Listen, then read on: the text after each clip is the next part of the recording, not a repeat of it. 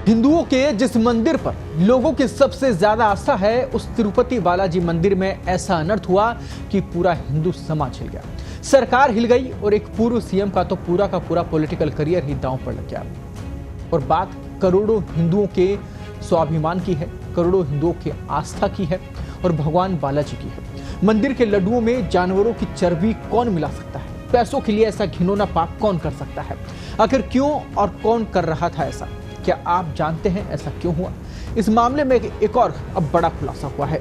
बात यह भी सामने आ रही है कि ये सब एक सरकार और उसके अफसरों की जिद के कारण हुआ। खुद चंद्रबाबू नायडू ने गंभीर आरोप लगाए।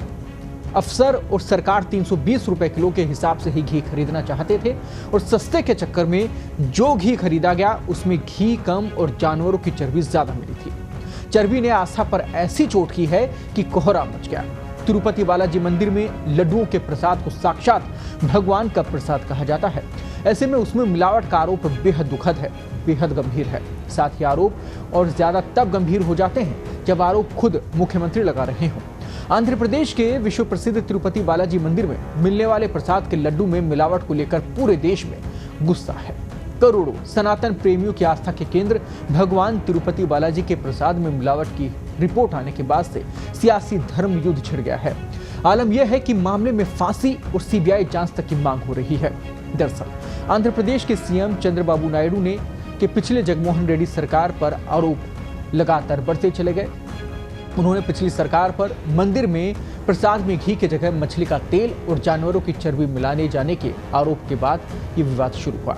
वहीं वाईएसआर कांग्रेस के अध्यक्ष और आंध्र के पूर्व सीएम जगनमोहन रेड्डी ने नायडू पर पलटवार करते हुए कहा कि अपनी सरकार के 100 दिन की नाकामी छुपाने के लिए चंद्रबाबू नायडू भगवान के नाम पर राजनीति कर रहे हैं, क्योंकि उनके सभी आरोप निराधार है।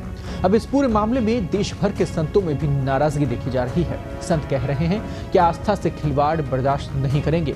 जुलाई में लिए गए प्रसाद के सैंपल में इसकी पुष्टि भी हुई है। सीएम नायडू ने कहा कि जगन मोहन सरकार ने करोड़ों हिंदुओं की आस्था के साथ खिलवाड़ किया।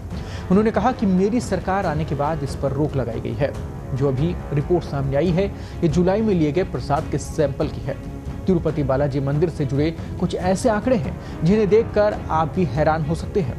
तिरुपति बालाजी मंदिर में हर दिन 3 लाख से ज्यादा लड्डू तैयार किए जाते हैं। बालाजी मंदिर के ट्रस्ट को प्रसाद से हर साल 500 करोड़ की कमाई होती है। इस मंदिर में हर दिन 50,000 से ज्यादा श्रद्धालु दर्शन करने आते हैं। तिरुपति बालाजी मंदिर भारत का सबसे अमीर और दुनिया के सबसे अमीर मंदिरों में से एक है। मंदिर की कुल संपत्ति 3 लाख करोड़ की है, जो कई मल्टीनेशनल कंपनियों की संपत्तियों से भी ज्यादा है। इस खुलासे के बाद एक तरफ देश भर में सनातनियों के बीच आक्रोश दिख रहा है, वहीं सुप्रीम कोर्ट से लेकर हाई कोर्ट तक अर्जियां दी जा रही हैं। केंद्रीय मंत्री गिरिराज सिंह ने तो दोषियों को फांसी की सजा देने तक की मांग कर दी है। वहीं कांग्रेस ने भी सीएम नायडू पर सवाल खड़े किए हैं कि 3 महीने तक सीएम ने खुलासा क्यों नहीं किया। अब कांग्रेस ने सीबीआई की भी जांच की मांग की है। अब हम भी ये उम्मीद करते हैं कि मामले में जल्द से जल्द सारी स्थिति साफ हो और दोषियों पर कड़ी से कड़ी कार्रवाई हो, क्योंकि बात यहाँ पर हिंदू समाज की है, बात यहाँ पर किसी समाज विशेष की आस्था की है और ईश्वर की आस्था की है। तो किसी भी इंसान को, किसी भी व्यक्ति को ये हक नहीं है कि किसी भी व्यक्ति समाज की आस्था के साथ वो खिलवाड़ करे। ऐसे में दोषियों के साथ कड़ा से कड़ा बर्ताव होना चाहिए, दोषियों पर कड़ी से कड़ी कार्रवाई होनी चाहिए।